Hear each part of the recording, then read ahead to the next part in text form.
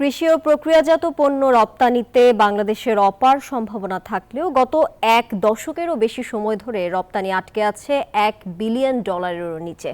উদ্যোক্তারা বলছেন, নগদ প্রণোদনা কমানো, কাঁচামালের মূল্য বৃদ্ধি এবং অবিরাম জ্বালানি সংকট বাধাগ্রস্ত করছে এই শিল্পের অগ্রযাত্রাকে।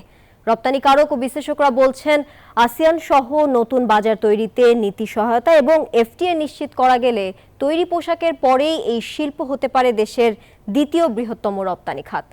দর্শক, কৃষি ও প্রক্রিয়াজাত শিল্পের সংকট, সম্ভাবনা ও চ্যালেঞ্জ নিয়ে দেখুন বাবু কামরুজ্জামানের বিশেষ প্রতিবেদন।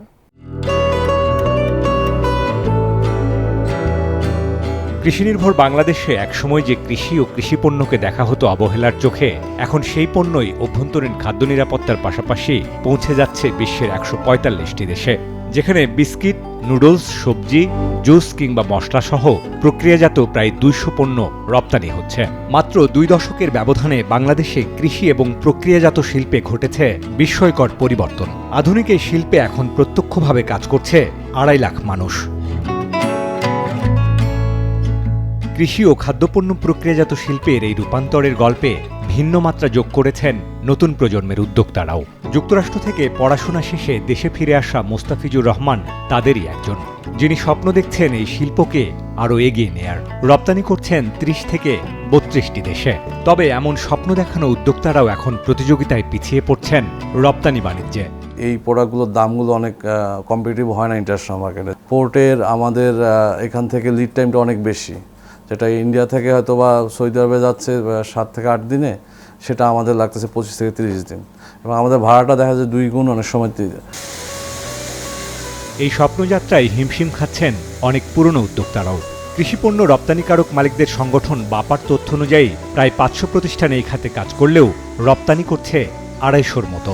কৃষি ও খাদ্যপণ্য উৎপাদনের প্রধান কাঁচামাল আটা ও চিনির দামও প্রতিবেশী দেশের তুলনায় অনেক বেশি।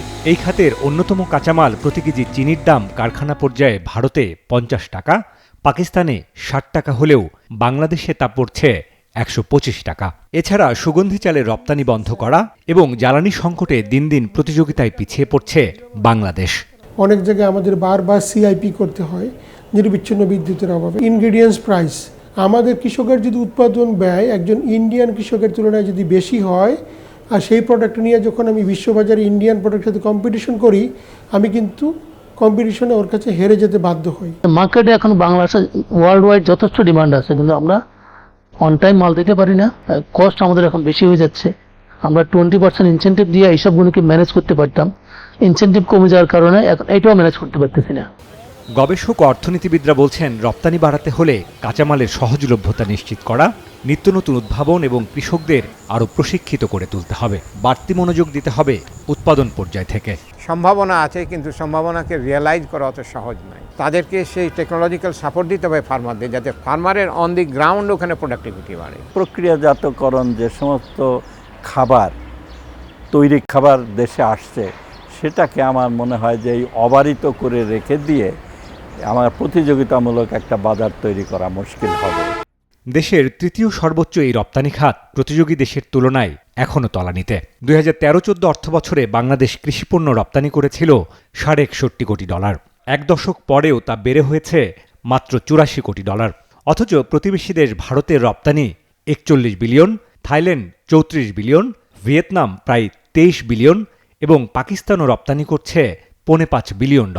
সেখানে বাংলাদেশ ঘুরপাক খাচ্ছে 1 বিলিয়নের বৃত্তে।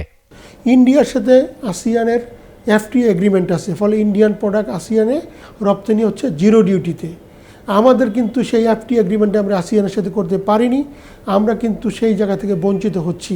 ফলে যদি আসিয়ানের সাথে এফটিএ সাইন করা হয়, আমার এক্সপোর্টটা কিন্তু অনেক গুণ বৃদ্ধি পাবে। এগ্রিকালচার বলতে শুধু যে ফুড প্রসেসিং তা না, ফুড প্রসেসিং আছে, তারপরে র ভেজিটেবল আছে, তারপরে লাইভ স্টক আছে।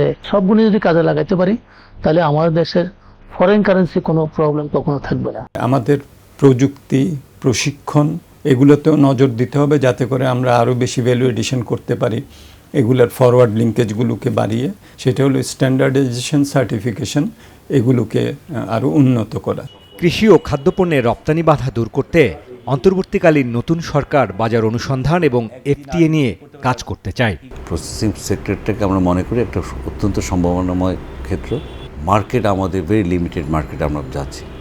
আমাদের যেমন আসিয়ান মার্কেটে যাওয়ার সুযোগ আছে, আমাদের সিএস মার্কেটে যাওয়ার সুযোগ আছে, আমাদের আফ্রিকান মার্কেটের বড় পোটেনশিয়াল আছে। ভেরি প্রোঅ্যাক্টিভলি গভর্নমেন্ট এখন সাপোর্ট দেওয়ার চেষ্টা করছে, বিশেষ করে এক্সপোর্টকে। বিনিয়োগ উন্নয়ন কর্তৃপক্ষ বিডার হিসাব বলছে বৈশ্বিক কৃষি পণ্যের বাজার প্রতি বছরই বাড়ছে 9% হারে।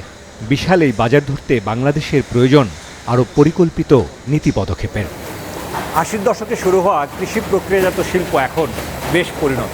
তৈরি পোশাকের পরই রপ্তানিতেও তৈরি করে নিয়েছে সম্ভাবনাময় অবস্থান। বেসরকারি উদ্যোক্তাদের হাত ধরে অভূতপূর্ব এক রূপান্তর ঘটেছে এই শিল্প। যদিও বৈশ্বিক বাজার হিস্সা এবং প্রতিযোগিতা সক্ষমতায় এখনও অনেকটা পিছিয়ে বাংলাদেশ, তবে মূল্য সংযোজনকারী সম্ভাবনাময় এই শিল্পের রপ্তানি বাড়াতে নিরবিচ্ছিন্ন জ্বালানি, ব্যবসা সহজীকরণ, অবকাঠামো, সরকারের নীতি সহায়তা এবং আন্তরিকতার তাগিদ দিচ্ছেন উদ্যোক্তারা। বাবু কামরুজ্জামান, নিউজ 24, পলাশ, নরসিংদী।